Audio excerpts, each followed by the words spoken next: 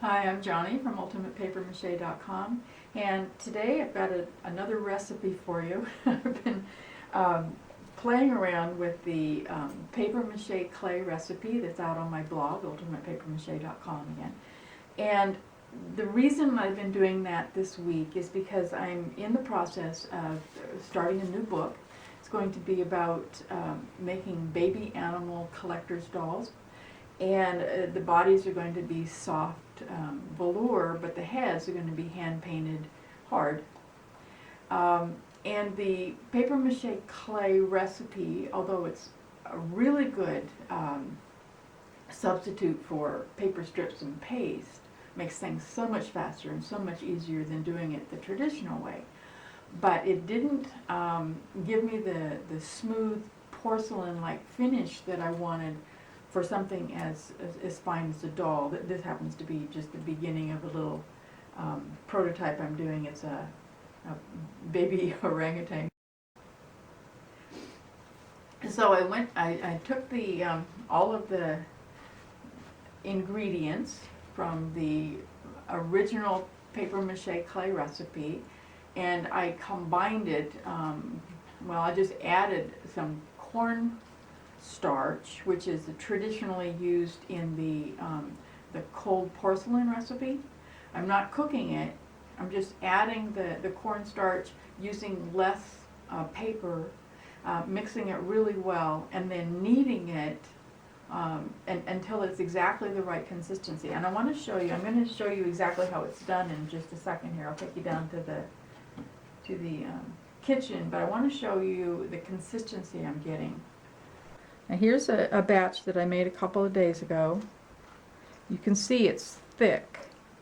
It's just the tiniest bit tacky. In fact, kind of like Activa paper clay, it's not quite tacky enough to actually stick to something unless you really, really push on it. Or what we can do, and what I've been doing, is using a mixture, half glue and half water that I just put in this little container. You can make little wormy things, little ropes with it in your hand. And then because the making that little rope, which is really handy for making details, but sometimes it's difficult to get it to stick because it creates just a little bit of a skin on the outside of the what are we going to call it, a noodle. Maybe that'll work. But that putting just a little bit of glue on there will cause it to stay down where it belongs. I'm using a metal tool that was actually designed for sculpting with wax. Works really well for this. I'm not going to be getting the real fine details during this demonstration because I'm not looking at a photograph right now. I don't want to ruin my little guy, but as you can see, I'm getting those little wrinkles that come around the little baby Rang's eyes. And now I want to show you how nice and smooth you can get it. I just put a little bit on the back here. I put a little tiny bit of the glue just to make it slick, and put your finger over that, and it's just as smooth as you can get it. It's just amazing stuff. To make this new recipe, we start out with toilet paper, just like we did with the old one. Lately, this is how I've been measuring my paper. Measuring toilet paper is not easy for a recipe because it's always got a different amount of water in it, or a different brand of toilet paper, or whatever. So I just make a big ball like that, put it in some warmish water, and then pull it right back out, just to make it damp, but not so that it actually falls apart. And then I'm taking it right away and putting it in my measuring cup. Squish it in there. Now I've got half a cup. And this way, it seems to come out pretty much the same every time. It was not the ways I was doing it before. However, this is not wet enough to make it fall apart, so we do need to put it back in that water and let it soak for just a few minutes. and I usually take it apart like this, just to make that easier, so that every little strand of paper has a chance to get wet. Toilet paper is designed to fall apart, and that's why we're using it. And then I use my sieve here, just a mesh. Usually do this over the sink. And now that I have the water squished out, I just pushed it into that sieve, and then you can pick it up and really squish all the water out. Now I need half a cup of Elmer's glue all. Now I'm adding my half a cup of joint compound.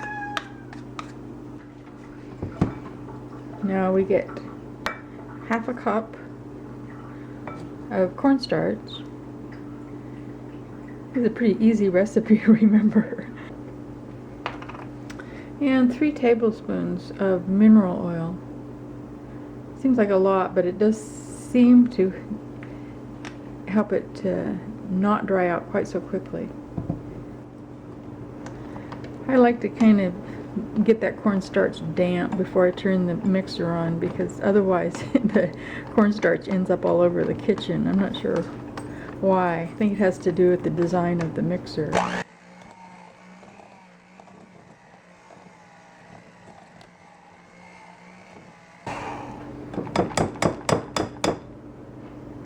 At this point, I switch over to the dough hook just because it makes it a lot easier. If your mixer doesn't have dough hooks, you can probably do without it, but it does make it easier.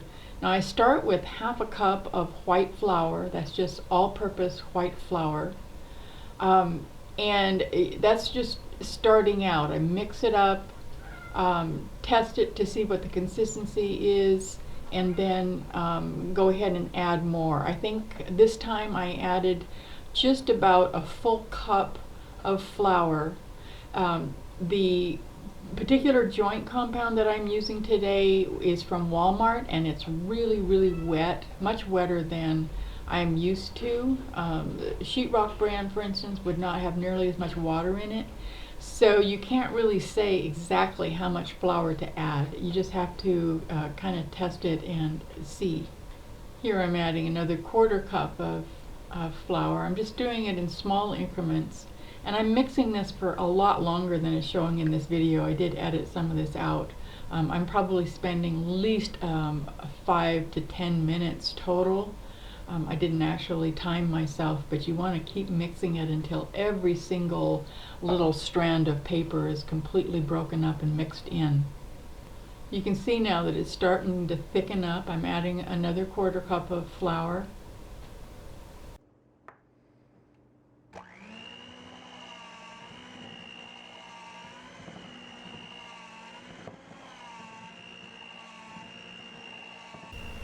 And now it's actually starting to form a ball, as you can see. It's following the beaters around in the bowl. It's almost ready to start kneading by hand. I just put a little bit of cornstarch down on the counter and pull the ball of dough. What are we going to call this stuff? I don't know. Just put it down there and start kneading it. What you're looking for is a very, very thick, malleable material that is just slightly tacky. And you just keep kneading in more cornstarch. You could use flour at this stage too. Either one would work. Just keep kneading it in. And there you can see now it's already really, really close. If you go just a little bit too far and knead in too much cornstarch or flour, you can go back and get that tackiness back by kneading in just a little bit of joint compound. I prefer to do that instead of water. And now we have a nice ball of clay. This is really, technically, it's an air-dry polymer clay. That's what we would call it, but it doesn't sound very sexy, but that's kind of what it is. You can see that it's holding the shape of my fingers. And you want to immediately put it inside of a plastic bag or a very tightly covered container. The material does dry out quickly, even in the bowl, because of the cornstarch that's added to it. And so what I've been doing is I'll get a shop towel or a paper towel, just dampen it slightly, go ahead and put it right on top of there, and then close it up really tight. You want to keep it closed all the time, unless you're really actually working with it, because otherwise you're going to end up having something as hard as a rock inside your bowl, which isn't very useful.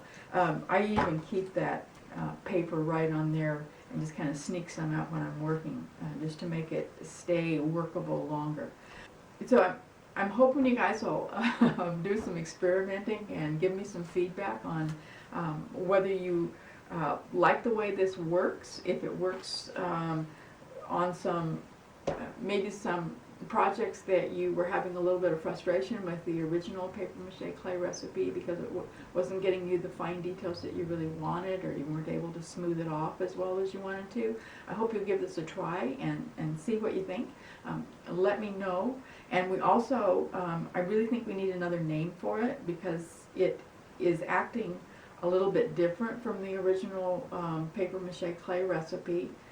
That works really good for a lot of purposes, but this is just different enough, closer really to the Activa paper clay than the paper mache clay recipe, and so we need another name for it. I don't know what to call it. Paper clay is taken. I don't want to confuse people totally, so let's figure out what to call it. I'd call it doll composition if I was only making dolls, but obviously it's going to work on big sculptures too. If you make anything with the material, please do post a photo of it and let us know what you think about the way the material works. Show it off over at ultimatepapermache.com. You can post an image if you like. We would love to see what you make, and I'm really looking forward to your feedback. So I hope to see you there, ultimatepapermache.com. Bye-bye.